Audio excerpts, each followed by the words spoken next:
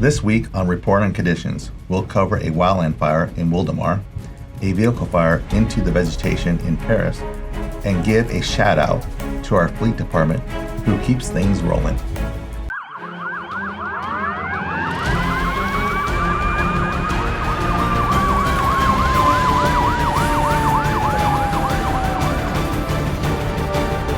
Perris, stand by for report on conditions.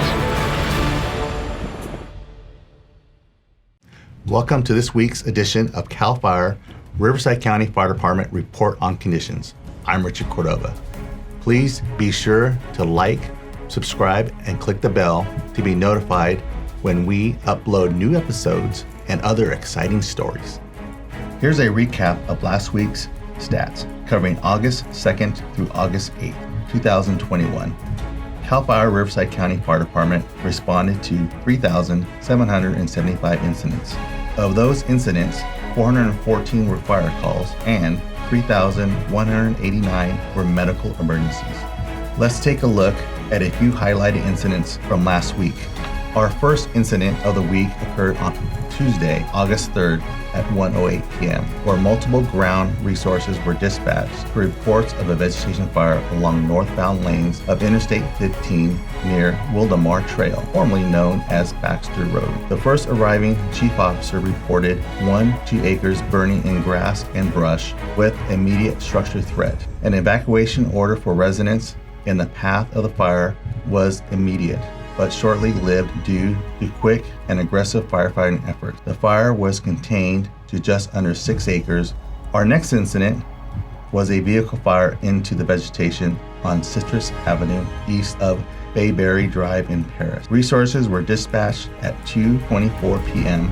and arrived on scene to report a fully involved vehicle with extension into the vegetation. As you'll see in this video clip, firefighters were able to quickly get the fire contained in under 15 minutes to the vehicle and to the small plot of grass. Now we go to thermal. Just after 12:30 p.m. on Saturday, August 7th, Riverside County Fire dispatchers received multiple reports of a vegetation fire in the area of Tyler Street and Avenue 64. Firefighters arrived on scene to report about 1 acre burning in heavy fuels at a moderate rate of spread. A significant augmentation of additional ground resources, including a dozer and a structural defense group, were immediately dispatched to the scene.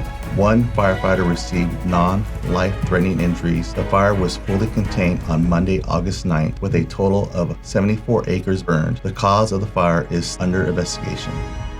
Our final incident this week takes us to the city of Moreno Valley.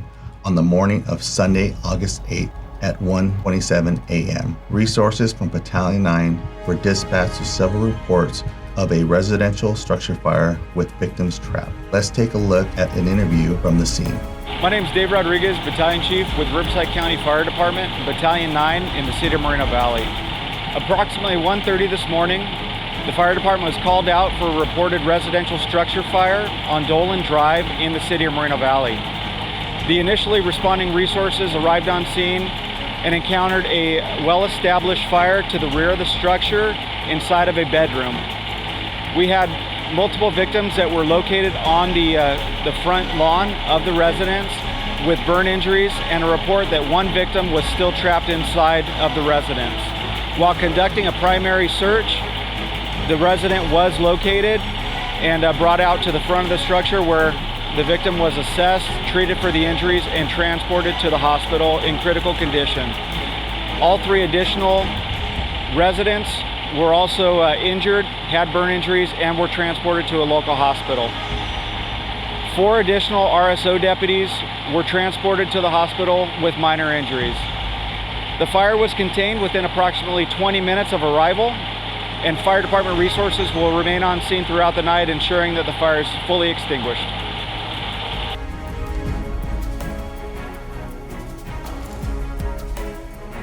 Summer is here, and the hot days ahead make going to cool places like lakes or the beach a refreshing treat. To keep you, your family, and friends safe, we would like to offer some boating safety tips provided by the California Department of Parks and Recreation. Always wear an appropriate U.S. Coast Guard approved life jacket. Always carry a whistle. Wear eye protection such as goggles or sunglasses. Wear a wetsuit to avoid cold water immersion. Wear booties, deck shoes, or tennis shoes for traction and protection, and gloves for grip. Wear a helmet. Always stay hydrated, and never take alcohol on the water.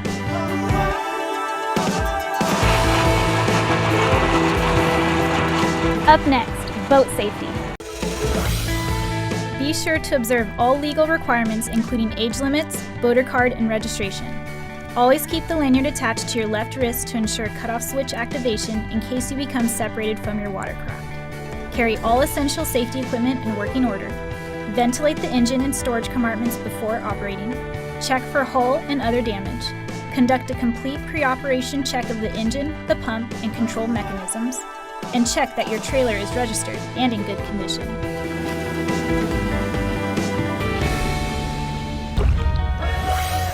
Learn and observe the rules of the road. Maintain safe speeds to avoid collisions. Learn how to cast off and return to shore slowly and safely. Pay attention to navigational aids such as buoys and signs. Keep a sharp lookout. Observe safe practices when towing a skier. Never make dangerous moves. Learn how to deal with choppy waves, a capsized PWC, a stalled engine, or engine fire. Know the legal requirements for reporting accidents. Respect the environment. File a float plan. And never take alcohol or drugs on the water.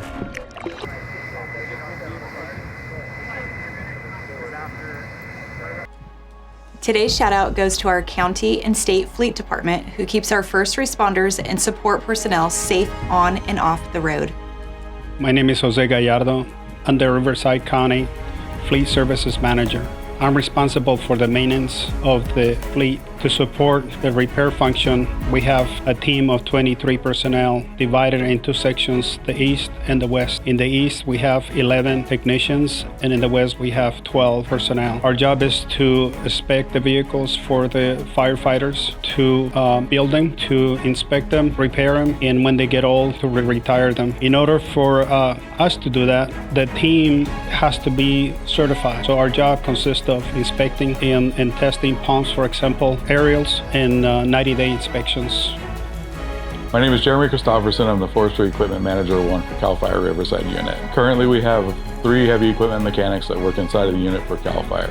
These individuals not only are doing general maintenance on equipment on a daily basis on a stringent schedule, but they're responding to emergency incidents in middle of the night call-outs and items like that to remote locations to mitigate concerns and or failures of equipment in the field. Currently, our staff are working out of our Perris headquarters shop. It has 5 bays and we co-staff it with our county partners. In addition, we operate in the field quite frequently. We operate 1 heavy repair unit and then 2 light duty repair units. Our heavy repair unit is primarily used for the larger equipment such as bulldozers and Class 8 trucks. It carries a 6,000-pound hydraulic crane on it, and then the lighter duty vehicles, we typically use those for the roadside emergencies that we may run across with the equipment that the guys are servicing. Just like our fire stations, our staff are expected to respond at all hours of the day or night, weekends, holidays, etc. So it is a very demanding job, but highly rewarding. This week, we would like to congratulate Deputy Chief Barry Owens, who retired from CAL FIRE on August 9th with over 29 years of service to the residents of California. We wish you all the best in your next exciting chapter. Congratulations. That's a wrap for this week's Report on Conditions. To stay up to date on significant incidents as they happen in Riverside County, follow us at CAL FIRE RU on Twitter, Instagram, and Facebook.